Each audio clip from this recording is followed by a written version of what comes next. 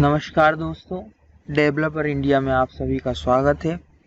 और दोस्तों, मैं आप लोगों के लिए हिंदी में लेक्चर्स लेकर आ रहा हूं। तो आज का टॉपिक ये है फाइल फॉर्मेट। तो दोस्तों, हम पढ़ रहे हैं क्लाउड और बिग डेटा।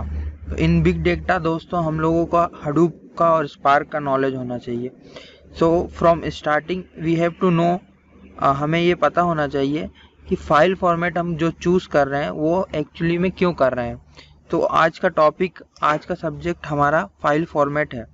तो दोस्तों, choosing an appropriate file format can have some significant benefits.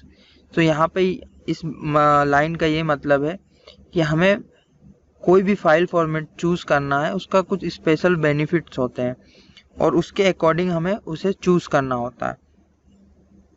आगे के मैं आपको बताऊंगा कि कौन कौन से फाइल फॉर्मेट्स होते हैं।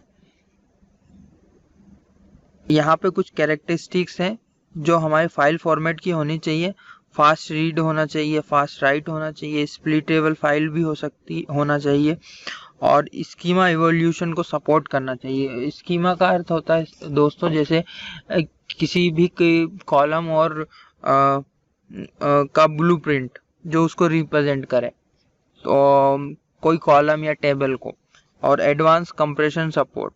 आजकल दोस्तों को नई नई एनकोडिंग डिकोडिंग की जो प्रोसेस हो गई है, उसे हम कंप्रेशन सपोर्ट में लेते हैं।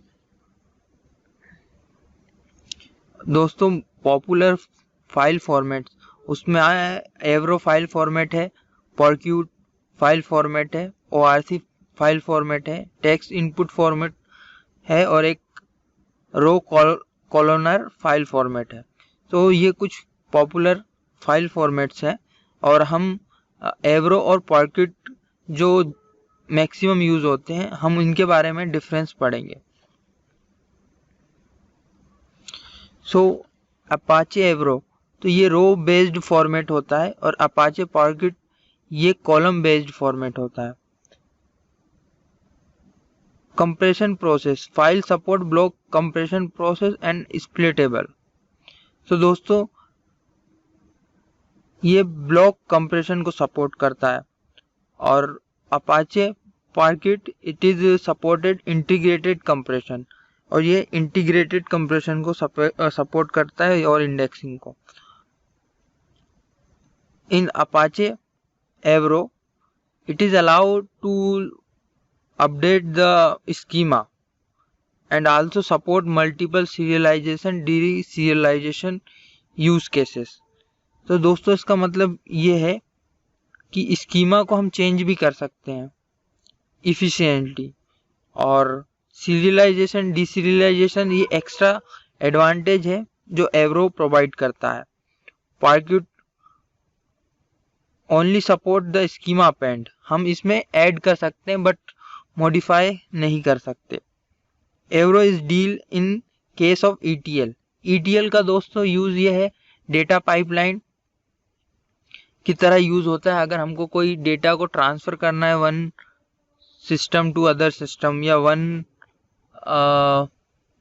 Use case to other use case, like जैसे अगर आपको AWS का आइडिया होगा तो आप डेटा पाइपलाइन और ग्लू का यूज करते हैं वहां पे डेटा ट्रांसफर करने के लिए। जैसे मुझे अगर अपने S3 बकेट से मुझे रेडशिफ्ट में डेटा ले जाना है, तो इस चीज को बोलते हैं ETL process.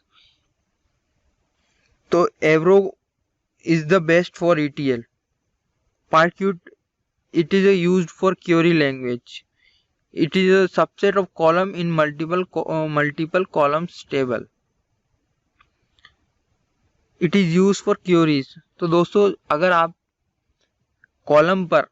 Column oriented query चलाना चाहते हैं तो आप पर्क्यूट का यूज करें, ये बहुत इफिशिएंट होती है। इसके बाद है data store with Avro can even be shared by program using different languages. So दोस्तों, जैसे आपने सी, जावा और ओरेकल, पाइथन, इन लैंग्वेज में भी एवरो का यूज होता है। और अपाचे पर्क्यूट का यूज अमेजोन रेडशिफ्ट में, स्नैकपैक में, S3 में भी इसका यूज होता है दोस्तों। वहां पे भी आपको पॉपुलर ऑप्शन मिलता है पर्क्यूट फाइल फॉर्मेट का। और रेडशिफ्ट बेसिकली Qt को पूरा सपोर्ट देता है क्योंकि इससे वो इफ़िशिएंटली वर्क करता है। सो बेसिकली दो इम्पोर्टेंट फॉर्मेट हैं, जो एवरो है और एक पार्किट है। अदर फॉर्मेट भी यूजफुल है बट पॉपुलर ये दोनों है।